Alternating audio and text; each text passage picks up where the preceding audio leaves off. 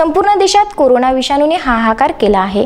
शासन विविध उपाययोजना राबवत असून सामाजिक संस्थाही यात पुढाकार घेऊन सामाजिक बांधिलकी जपत आहे।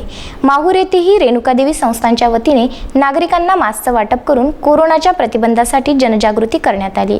तसेच शासनाच्या नियमांचे पालन करून घरातच राहण्याचे आवाहनही करण्यात आले।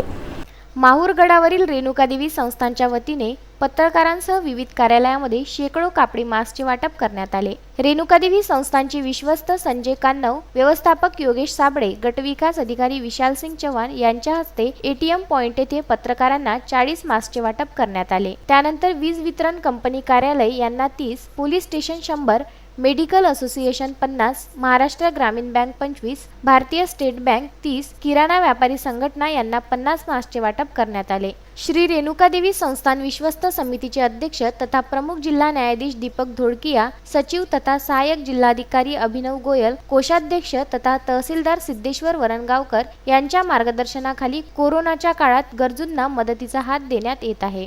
विदर्भ न्यूज करिता माहूर येथून संजय घोगरे, राजू दराडे व अनवर खिच्ची।